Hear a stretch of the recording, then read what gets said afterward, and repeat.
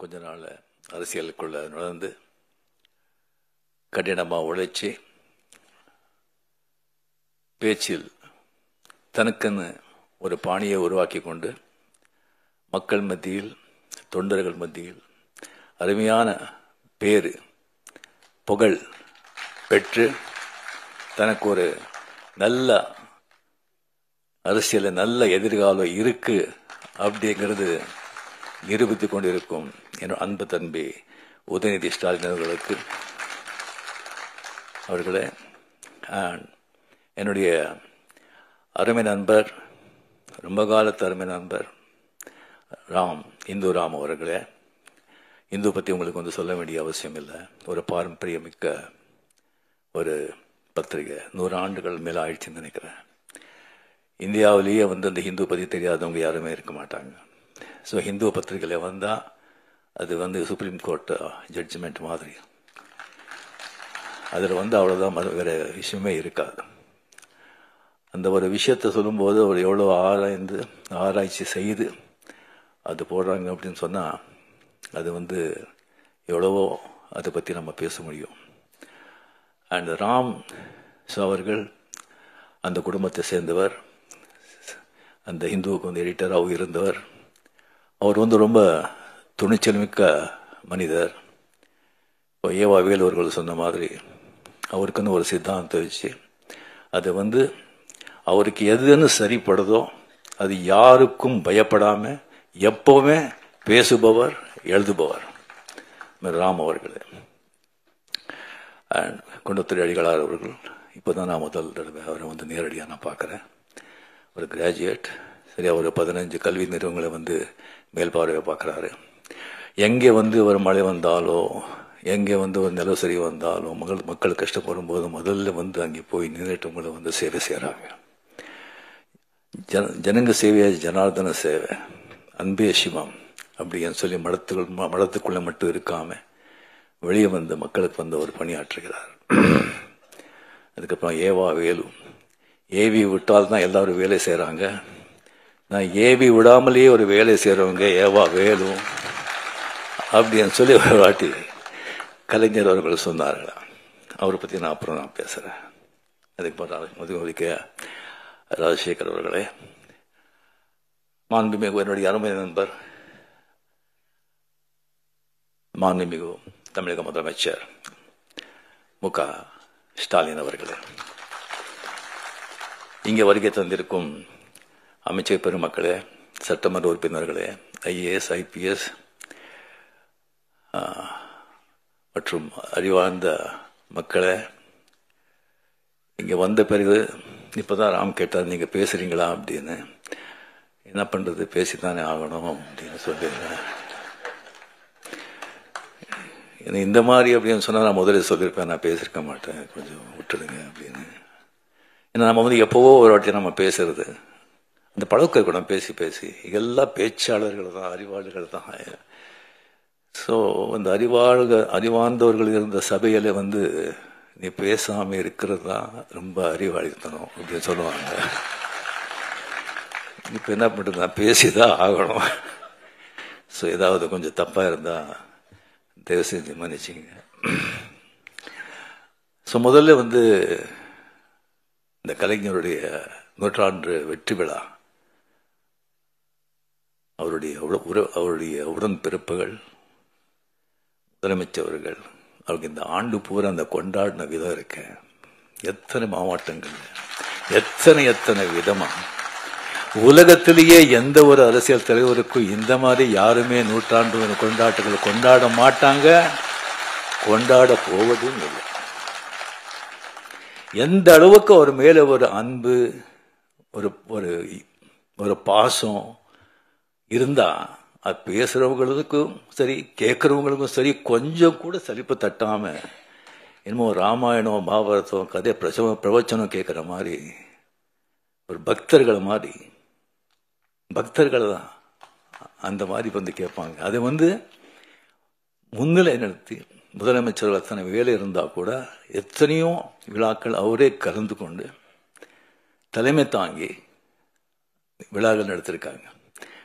So நாம் எல்லாருமே வெளியே பார்க்குறோம், ஸோ வெளியே வந்து நல்லவங்க எல்லாம் வீட்லேயும் நல்லவங்களா இருக்கணும்னு சொல்ல முடியாது. வெளியவங்களுக்கு எவ்வளோ மரியாதை இருந்தால் கூட வீட்டில் கூட அதே மரியாதை இருக்குன்னு சொல்ல முடியாது. ஸோ அவர் கூடவே பிறந்ததில் இருந்து வளர்ந்து இருக்கும்போது 24 hours எந்தெந்த தருணத்தில் எந்தெந்த இதில் மு.க. ஸ்டாலின் அவர்கள் அவர் அப்பாவை பார்த்துருப்பாங்க. எவ்வளோ வேதனைகள் எவ்வளோ கஷ்டங்கள் என்ன இருந்தோ கூட பொது வாழ்க்கையில் காட்ட முடியாது. எல்லாரும் மனிதன் தானே. அது வீட்டில் தான் காட்ட முடியும். அது வீட்டில் வந்து அது எப்படி சமாளிச்சிருப்பாரு. மற்றவங்க வந்து இவர் வந்து கஷ்டப்பட்டா கூட மற்றவங்க கஷ்டப்படும் போது அவர் எல்லாம் அவர் எப்படி வந்து தட்டி கொடுத்துருப்பாங்க. ஒரு தலைவனா வந்து சமுதாயத்தில் அவங்களுடைய உறுப்பினர்களுக்கு மட்டும் இல்லை, உடன்பிறப்புகளுக்கு மட்டும் இல்லை, வீட்டில் கூட ஒரு அந்த மாதிரி ஒரு தலைவனா இருந்தால் தான் அவருக்கு வந்து ஒரு பாசம் பக்தின்னு சொல்லலாம். நம்ம படையப்பா பிரிவுக்கு வந்து போட்டிருந்தோம் அந்த தெய்வஸ்ரீ தேவி படத்தில். ஸோ பின்னாடி வந்து மீன் முப்பநாள் சார், மீன் கலைஞர் சார், இவர் திசிங்க அவர்கள் வந்து திசிங்கில் உட்காந்துருந்தாங்க. நான் வந்து ஸ்டாலின் சார் எங்கே பார்த்தோம் சொன்னால் முன்னாலே வந்து ஒரு சமயத்து முன்னாலே போய் உட்காந்துருக்காங்க. ஸ்டாலின் சார் இங்கே வாங்க சொன்னோம். ஐயோ இல்லை அப்படின்னு அவ்வளோ ஒரு மரியாதை, ஒரு ரெஸ்பெக்ட். அண்ட் இப்போ அவர் வந்து முதலமைச்சர் பதவி வகித்த பிறகு ஸோ இதை வந்து நான் வந்து இப்போ இங்கே விழா போகிறதுக்கு முன்னாலே முதல்ல வந்து என்ன பேசணும் அப்படின்னு சொல்கிறத விட எதையும் பேசக்கூடாது அப்படின்னு சொல்லி லிஸ்ட் போட்டு எடுத்தேன். ஏவவேலு அவர்கள் முதலே சொன்னாங்க, இது வந்து அரசியலே கிடையாதுங்க, அரசியல் பற்ற சம்பந்தமே கிடையாது, நீங்கள் வந்து இது மாதிரி கூப்பிட்டுருக்கோம், நீங்கள் இது பண்ணணும் அப்படின்னு சொன்னாங்க. ஸோ கலைஞர் சார் அப்படின்னு சொல்லி வரும்போது கம்ப்ளீட்டாக சினிமா, இலக்கியம், அரசியல், இந்த 3 தான். எனக்கு சினிமா பற்றி அவரை பற்றி தெரியும், அதை பற்றி நான் நிறைய பேசியிருக்கேன். இலக்கியத்தை பற்றி அவருக்கு எனக்கு சரியாக வந்து அவ்வளோ தெரியல. அவருடைய இலக்கியங்கள், அவருடைய கவிதைகள், அவருடைய கதைகள் ஜாஸ்தி நான் படித்ததில்லை. வேற ஒரு அரசியல் தான். அது இவங்க பேசினா வந்து ரொம்ப ஜாகிரதையாக பேசணும். இங்கே வந்து நம்ம மதிப்புக்குரிய நண்பர் ஸ்டாலின் சார் அவர்கள் முதலமைச்சரான பிறகு அவர் சந்தித்த எல்லா தேர்தல்களையும், பார்லிமெண்ட் தேர்தல் உட்பட மிகப்பெரிய வெற்றி அடைஞ்சதுக்கு அதே வந்து சொல்லும் அவருடைய ஆளுமை, அவருடைய உழைப்பு, அவருடைய அந்த அரசியல் ஞானம், அதே வந்து அவர்கிட்ட சொல்லும். அவர் ரியலி நீங்கள் வந்து எவ்வளவோ நீங்கள் பார்த்துருப்பீங்க. ஒரு கழக ஒரு பார்ட்டி ஸ்தாபனர் ஆகட்டும், அவர் தலைவர் ஆகட்டும், அவர் வந்து மறைஞ்ச பிறகு அதுக்கப்புறம் வர்ற ஒரு சந்தேகம் வந்து அது கட்டி காக்கிறதுக்கு எவ்வளோ கஷ்டப்படுறாங்க, எத்தனை பேர் ஃபெயில் ஆகிருக்காங்க, எவ்வளோ திண்டாடிட்டு இருக்காங்கன்னு சொல்லி பக்கத்து மார்க்கள் நடக்கிறதெல்லாம் நீங்கள் எல்லாம் கேள்விப்பட்டிருப்பீங்க, பார்த்துட்ருப்பீங்க. அது எவ்வளோ சர்வ சாதாரணமாக அவர் செஞ்சுட்டு போயிட்டுருக்கார். அதுக்கு மேலே எனக்கு வந்து ரொம்ப ஆச்சரியமான விஷயம், நான் பிரமிப்பு போகிறது அப்படின்னு சொன்னால், எப்போவுமே வந்துட்டு இந்த ஸ்கூல் டீச்சர் வரும்போது ஸ்கூல் டீச்சருக்கு இந்த நியூ ஸ்டூடெண்ட்ஸுங்க வந்து ப்ராப்ளமே கிடையாது, ஈஸியாக வந்து சமாளிச்சிடுவாங்க. இந்த பழைய ஸ்டூடெண்ட்ஸுங்க இருக்க பாருங்க, அவங்கள சமாளிக்கிறது சாதாரண விஷயம் இல்லை. இங்க ஏகப்பட்ட பழைய ஸ்டூடெண்ட்ஸ், நான் அங்கே பார்த்து சொல்றேன், ஏகப்பட்ட பழைய ஸ்டூடெண்ட்ஸ். அது சாதாரணமான பழைய ஸ்டூடெண்ட்ஸ் இல்லை,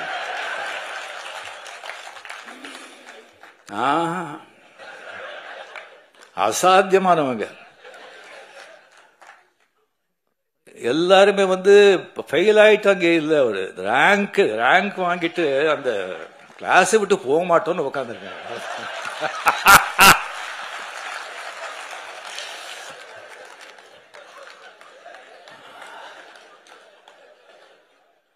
கலைஞர் அவளை வந்து தம்பி சின்ன வயசுல இருந்தெல்லாம் பார்த்து இதுக்கு இருக்கிறவங்க வந்து அவங்களெல்லாம் சமாளிக்கிறது சாதாரணங்க, ஒருத்தர் வேண்டாங்க. துரைமுருகன் சொல்லி ஒருத்தர் இருக்காரு, கலைஞர் கண்ணிலேயே மருளிட்டு ஆட்டினவர் அவரு. அவருக்கு ஏதாவது விஷயம் சொல்லி இப்படி போற இப்படி பண்றோன்னே எப்படி இருக்கு எப்படி நல்லா இருக்கு அப்படின்னு சொன்னா அப்படியா சந்தோஷம் அப்படின்னு சொன்னா அது என்ன நல்லா இருக்குன்னு சொல்லி சந்தோஷம் சொல்றாங்களா, என்னடா இப்படி பண்றீங்கன்னு சந்தோஷம் சொல்றாங்களா, ஒன்றும் புரியாது. Stalin sir, hats off to you.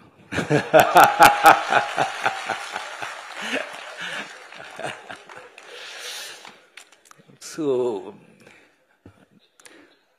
இந்த புத்தகத்தை, இந்த அருமையான ஒரு புத்தகத்தை அவர் வெளியிடுறது மிக மிக சந்தோஷம். அது அவர் கையால் இந்த அருமையான புத்தகத்தை நான் வாங்குறதுல நம்ம பெருமைப்படுறேன். இந்த விழாவின் உண்மையான நாயகர் ஏவா வேலு அவர்கள். எனக்கு அவ்வளோ ஜாஸ்தி அவரை பற்றி தெரியாதுங்க. எனக்கு பிகாஸ் அந்த கலைஞர் கூட ஜாஸ்தி ரொம்ப பழக்கம் இருக்கிறதுனால எனக்கு மதிப்புரிய வீராசாமி அவர்கள், துரைமுருகன் அவர்கள், டிஆர் பாலு அவர்கள், முரசலிமான் அவர்கள், அந்த மாதிரி நான் பழகி மற்றவங்க கிட்ட அவ்வளோ அவ்வளோ பழக்கம் இல்லை, அவ்வளோ எனக்கு தெரியல. ஸோ விவரமாக திஸ்னிங் தெரியல. அதுக்கு எப்போ திருவண்ணாமலையில் நம்ம லால் சலாம் அந்த ஷூட்டிங் இருக்க ஒரு 3 வாட்டி அங்கே நாங்கள் போயிருந்தேன். அங்கே போகும்போது அவருடைய அந்த காலேஜ் கெஸ்ட் ஹவுஸில் கலைஞர்களை தங்குறதுக்காக ஒரு ஸ்வீட் கட்டிருக்காங்க. சிஎம் போனால் கூட அங்கே தான் தங்குவாங்க. அந்த ஸ்வீட் தான் எனக்கு கொடுத்தாங்க. அங்கே கொடுத்து எனக்கு எப்படி பார்த்துக்கிட்டாங்கன்னு சொன்னால், ஒரு சொந்த புள்ள அந்த மாதிரி ஒரு அன்பா அவருடைய பையனையே அங்கே வச்சுட்டு கம்ப்ளீட் அந்த காலேஜ் காலேஜில் எப்படி இருக்குன்னு சொன்னால், மை காட், நீங்கள் யாரும் பார்க்கணும். அவ்வளோ ஒரு கிளீன், நீட், ஒரு கம்ப்ளீட்டாக ஒரு டிசிப்ளின். அத்தனை ஸ்டூடெண்ட்ஸ் இருப்பாங்க, ஒரு சத்தம் இருக்காது. அவங்க அத்தனை பேர் இருந்தால் கூட யாருமே தான் இருக்கும்போது ஒருத்தர் கூட டிஸ்டர்ப் பண்ணல. ஃபேன்ஸ் ஆகட்டும், ஸ்டூடெண்ட்ஸ் ஆகட்டும், அவ்வளோ பெரிய ஸ்ட்ரிக்ட் கரெக்டாக. அங்கே ஒரு சமையல்காரர் இருக்காரு, ஒரு மீன் குழம்பு பண்ணார். வாழ்க்கையில அந்த மாதிரி சாப்பிட்டதே கிடையாது. இது ஐயா சாப்பிட்றாரு சொன்னா இல்லைங்க, அவர் சாப்பிட மாட்டாரு. அவர் அவர் சாப்பாடு நீங்கள் பார்த்தா கடும் ஏழையை விட மோசமாக சாப்பிட்றாரு. இல்லை, அதனால தான் உடம்பு நல்லா இருக்கு. ஸோ அந்த மாதிரி அவர் பார்த்துக்கிட்டு அவர் 2 வாட்டி கிட்ட பார்த்து சிஎம் எல்லாம் தலைவர் கேட்டுகிட்டே இருக்காங்க, எப்படி சார் நல்லா இருக்காரா, கரெக்டாக பார்த்துக்கிறாங்களா அப்படின்னு கேட்டுட்டு இருக்காங்க. எல்லாம் சரியா இருக்கா, என்னங்க இதை விட என்ன வேணும் அப்படின்னு சொல்லி அவருக்கு ஒரு கைமாறா நான் என்ன பண்றது அப்படின்னு சொல்லி ஒன்றுமே எனக்கு புரியல. நல்ல வேளை அவர் உங்களை பார்க்கணும் அப்படின்னு சொல்லி வந்தாங்க. நான் ஏதோ ஒரு கல்யாணத்துக்கோ சம்திங் கதை இருக்கும் சொல்லி வரும்போது இந்த புத்தகத்தை பற்றி சொன்னாங்க. இல்லைன்னா டெஃபினெட்லி நான் கொஞ்சம் விழான்னு சொன்னால் கொஞ்சம் நான் அவாய்ட் பண்ணுவேன். இது மாதிரி சொன்னாங்க. இந்த புத்தகத்தை நான் எழுதியிருக்கேன். அது ரொம்ப நாளாச்சு அது எழுதி. நான் கலைஞர்கிட்ட கேட்டேன், இந்த மாதிரி ஒரு புத்தகம் எழுதியிருக்கேன்னு சொல்லி. யாரு கேட்டு யாரும் எழுதுகிற புக்கும் உனக்கு தான் வேறு வேலையே கிடையாதா அப்படின்னு சொன்னாங்க. இல்லை, எழுதிட்ட, நான் ஒரு 3 தலைப்பு இருக்கு, அந்த தலைப்பு நீங்கள் தான் செலக்ட் பண்ணி கொடுக்கணும் அப்படின்னு. அது கலைஞர் ஒரு அன்னை, அந்த கலைஞர் செலக்ட் பண்ண தலைப்பு கரெக்ட் தானே? ஸோ அருமையான ஒரு தலைப்பு.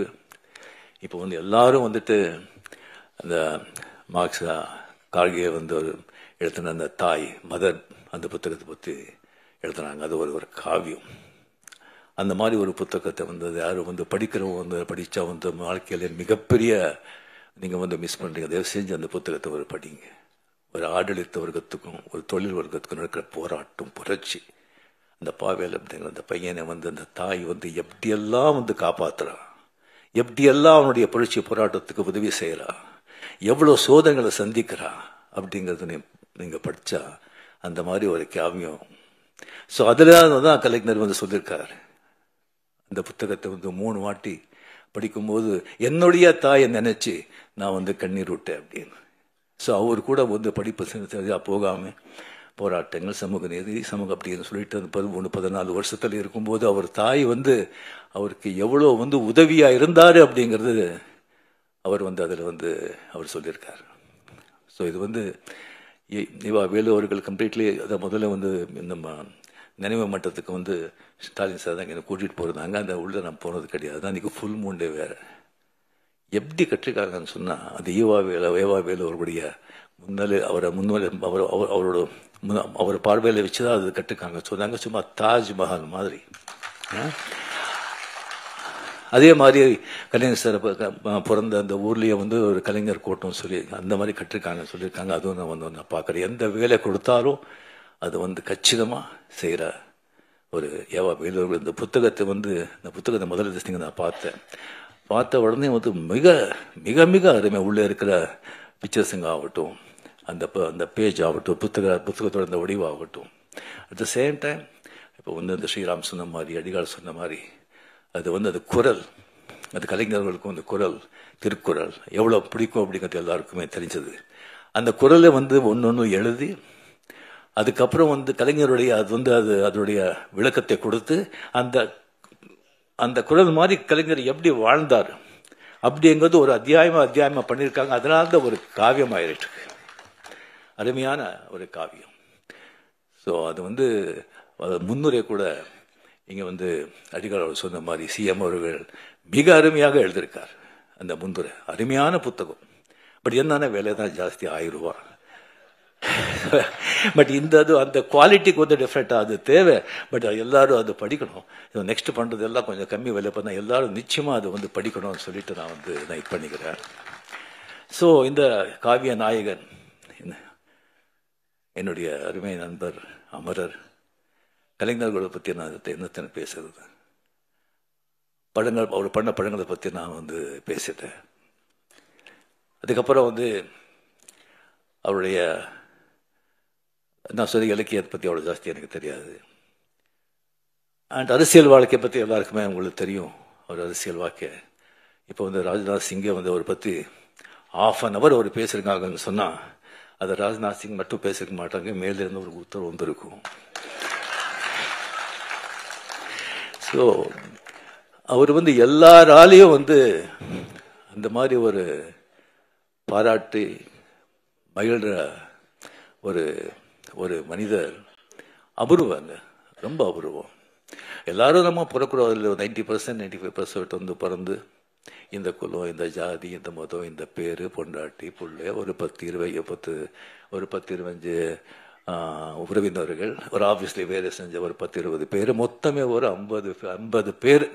அதுக்குள்ள வாழ்க்கை முடிச்சிடும். அந்த 50 பேரை சந்தோஷப்படுத்து, 50 பேர் முன்னாலே நல்லா வாழணும், சந்தோஷமா வாழணும் அப்படின்னு சொல்லி அதே போராடி செத்து போறோம். பட் சில பேர் தான் சமூகத்துக்கு, ஒரு இனத்துக்கு, சமூக நன்மைக்காக போராடணும், பாடுபடணும் அப்படிங்கிறது ஒரு சில பேர் தான். அதற்கு கலைஞர் அதில் ரொம்ப முக்கியமானவர், ரொம்ப முக்கியமானவர். அவர் சந்தித்த சோதனைகள், விமர்சனங்கள் வேற யாராவது இருந்தா காணாம போயிருப்பாங்க. விமர்சனங்கள் வேணும், தேவை. அது ஒரு மழை மாதிரி இருக்கணும், புயல் மாதிரி இருக்கக்கூடாது. புயல் மாதிரி இருந்தா சரியான மரங்களே சாஞ்சி போயிடும். ஆனா இது ஆலமரம், வேறு ரொம்ப ஸ்ட்ராங். அவருடைய உடன்பிறப்புகள், அந்த வேறு ரொம்ப ஆழம், ரொம்ப ஸ்ட்ராங். அந்த மரம் அந்த மாதிரி ஒரு ஊக்குவிச்ச மரம், அதை யாராலையும் அசைக்க முடியாது. இல்லைன்னா 12-13 வருஷம் ஆட்சியில் இருந்தால் கூட ஒரு கட்சியை காப்பாற்ற முடியுமா? 5 வருஷம் இல்லைன்னு சொன்னாலே திண்டாடுறாங்க. சாதாரண விஷயம் இல்லை. ஸோ அவரை பற்றி போக போக பெரிய இந்த மாதிரி பெரிய பெரிய மகான்களேன்னு சொல்லலாம். அவர் சத்த பிறகு இன்னும் புகழ் ஜாஸ்தி ஆகிட்டே இருக்கும். உங்களுக்கு தெரியும், பாரதியார் செத்தப்போ 15 பேர் இல்லை. இப்போ என்ன புகழ், என்ன இது, அந்த மாதிரி நாளுக்கு நாள் ஜாஸ்தி ஆகிட்டே இருக்கும். அவர் கூட இன்னும் எத்தனையோ புத்தகங்களும் வந்துட்டு இருக்கும். அவரை பற்றி படமும் எடுக்கணும்னு சொல்லி எனக்கு நான் கேட்டுக்கிறேன். ஸோ அவருடைய மிகப்பெரிய அதிசயம் எந்த விமர்சனம் வந்தால் கூட ஒரு பெரிய ஒரு பழைய ஒரு பத்திரிகை நண்பர் அவர் கலைஞர் நிறைய இன்டர்வியூ பண்ணியிருக்காங்க. அவர் என்கிட்ட ஒரு வாட்டி சொன்னார், விமர்சனம் கேட்டு விமர்சனங்கள் எப்படி அவர் எடுத்துக்கிறாங்கன்னு சொன்னால், அந்த விமர்சனம் அந்த விமர்சனம் யார் எழுதுனது அப்படின்னு சொல்லி பார்ப்பாங்க. அவனுடைய தராதரம் பார்ப்பாங்க, அவனுடைய பேக்ரவுண்ட் பார்ப்பாங்க, அவன் யாராவது ஏவி விட்டு எழுதுறானான்னு பார்ப்பாங்க, இல்லை பணம் கொடுத்து எழுதுறான்னு பார்ப்பாங்க, அவனுடைய ஞானம் என்னன்னு பார்ப்பாங்க. அதை பார்த்துட்டு அது அப்படின்னு சொன்னால் நெக்ஸ்ட் அதை பார்க்கவே மாட்டாங்க. அதை பற்றி அவன் எழுதுறான், பார்க்கவே மாட்டாங்க. நல்லா அறிவாந்து கரெக்டாக திஸ் திங் கிரிட்டிசைஸ் பண்ணி கரெக்டாக வந்து திங்கிங் பண்ணால் அதை வந்து தவறாமல் அதை வந்து படிப்பாங்க. படிச்சுட்டு ஏதாவது தப்பு இருந்தால் அவர்கிட்ட வந்து கேட்பாங்க, நான் இதனால தான் இதை பண்ணேன், இதனால தான் இதை செஞ்சேன் அப்படின்னு சொல்லி அவர் கேட்பாங்க. அது ஒரு மிகப்பெரிய ஒரு குணம். இப்போ வந்து விமர்சனம் செய்கிறாங்க, விமர்சனம் செய்யணும், செய்யுங்க, பட் மனசை யாரையும் நோகடிக்காதீங்க. ஸோ இதுக்கப்புறம் வந்து அவர் வந்து ப்ரெஸ்ஸை வந்து சந்திக்கிறது, இப்போ யார் ப்ரெஸ்ஸை சந்திக்கிறாங்க? யாரும் சந்திக்க மாட்டாங்க. அவ்வளோ கஷ்டம், அவ்வளோ ஈஸி இல்லை.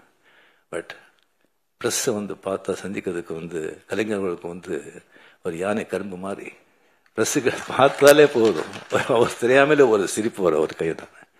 ஈவன் அந்த பத்திரிகையாளர்கள் கூட அது எதிர்கட்சியை வந்து அவரோட ஆள் இருக்கலாம், அவனுக்கு கூட எல்லாம் பதில் கேட்கும்போது அவ்வளோ சந்தோஷமா அதை வந்து அவ்வளோ வந்து ஸ்பான்டேனியஸா, அவ்வளோ ஞானமா, அவ்வளோ வந்து தெளிவா, நக்கலா, எங்க எந்த சொல்லணும் சொல்லிட்டு அப்படி சும்மா சொல்லிட்டு அப்படி போயிட்டே இருப்பாங்க.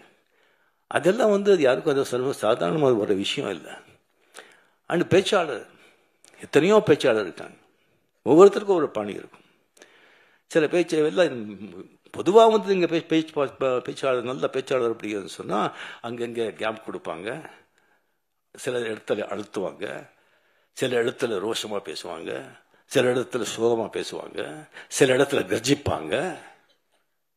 ஆனால் கலைஞருடைய பேச்சு பார்த்தீங்கன்னா சும்மா வீணை மாதிரி ஒரே சுரத்தில் இருக்கும், ஒரே சுரத்தில் இருக்கும்.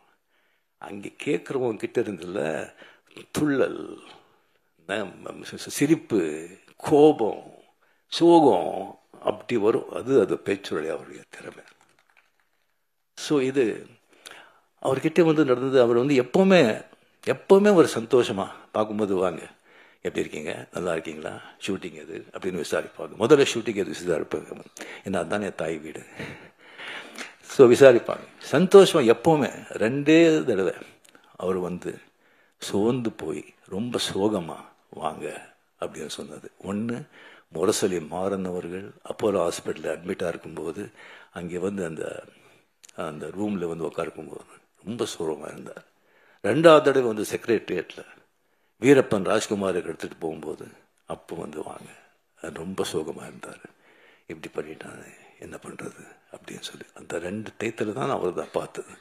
மிச்ச டயத்தில் வந்து அவர் சிஎம்மாக இருந்தாலும் ஒன்று தான், சிஎம் இல்லைன்னாலும் ஒன்று தான். அவர் சிஎம் எப்படி தெரியும் சொன்னால் வீட்டுக்கு முன்னாலே வந்து நிறைய போலீஸு பாதுகாப்பு இருக்கும், ஆஹா இப்போ சிஎம் இல்லைன்னா எந்த வித்தியாசமும் தெரியாது. சிவாஜி படம் நீங்கள் எல்லாம் பார்த்துருப்பீங்க. மொத்தம் வந்து அரசியல்வாதிகளை சாடி 60 அரசியல்வாதிகளை விமர்சனம் பண்ணி, அரசாங்கத்தை விமர்சனம் பண்ணி, லஞ்சத்தை பற்றி சொல்லி அது எடுத்த படம். அது அந்த கதை தெரிஞ்சிருந்தும் சிஎம் அவர்கள் வந்து அந்த படத்தை பார்த்தாங்க. படத்தை பார்த்த பிறகு வைரமுத்து சார் எனக்கு வைரமுத்து அவர் கூட படத்தை பார்த்தாரு. பார்த்த பிறகு வைரமுத்து அவர்கள் சொன்னாங்க, சார் உங்களுக்கு ரொம்ப தைரியம், இந்த மாதிரி படம் எடுத்து சிஎம் பக்கத்துலேயே உட்காந்து பார்க்குறீங்களே அப்படின்னு. படத்தை பார்த்து சிஎம் கலைஞர் அவர்கள் சொன்னாங்க, அப்படியே பார்த்து நமக்கு இதெல்லாம் ஒழிக்கணும், நல்லது பண்ணணும்னு ஆசை அப்படின்னு சொல்லி பெரும் மூச்சுட்டார். அந்த மூச்சில் பல 1000 விஷயங்கள் இருந்தது. அதுக்கப்புறம் வைரமுத்தவர்கள் சொன்னேன், நான் பார்த்தது முக்கியம் இல்லைங்க, இந்த மாதிரி படத்துக்கு வந்து வெற்றி விழாவுக்கு நான் கலந்துக்கிறேன்னு சொல்லியிருக்காங்க, அது தைரியம். அங்கே வந்து வெற்றி விழாவில் கலந்து கொண்டு எல்லாரையும் புகழ்ந்து எல்லாருக்கும் கேடியை கொடுத்து அவ்வளோ சந்தோஷப்பட்டாங்க. அவர் வந்து எனக்கு உடம்பு சரியில்லை, அப்போ ஹாஸ்பிட்டலில் திஸ்திங்க இருந்தேன். எந்திரிச்ச வந்து கொஞ்சம் மூச்சு திறன் ஹாஸ்பிட்டலில் இருக்கும்போது மார்னிங் நான் பார்க்குறேன், மஞ்சள் எழுதி போட்டு அந்த வண்டியில் வந்து அப்படியே நிற்கிறாங்க முன்னால். எனக்கு ஒன்றும் தெரியல. கொஞ்சம் அப்படியே கிட்ட வந்தாங்க. கிட்ட வந்து என் கை பிடிச்சிட்டு கண்ணில் தண்ணி வெளியே வருதுங்க. நான் என்ன பண்ணேன், அவங்களுக்கு எவ்வளோ ஒரு அன்பு பாசம்.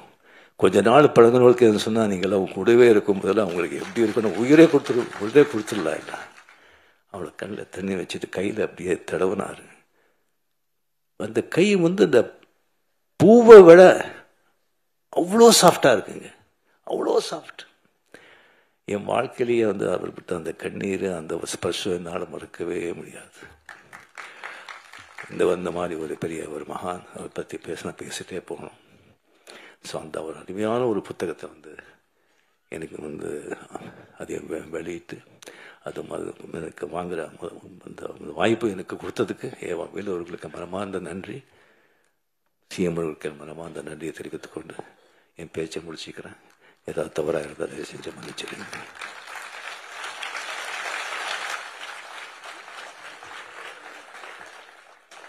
உடனுக்குடன் செய்திகளை தெரிந்து கொள்ள சன் நியூஸ் பெல் ஐகானை கிளிக் பண்ணுங்க.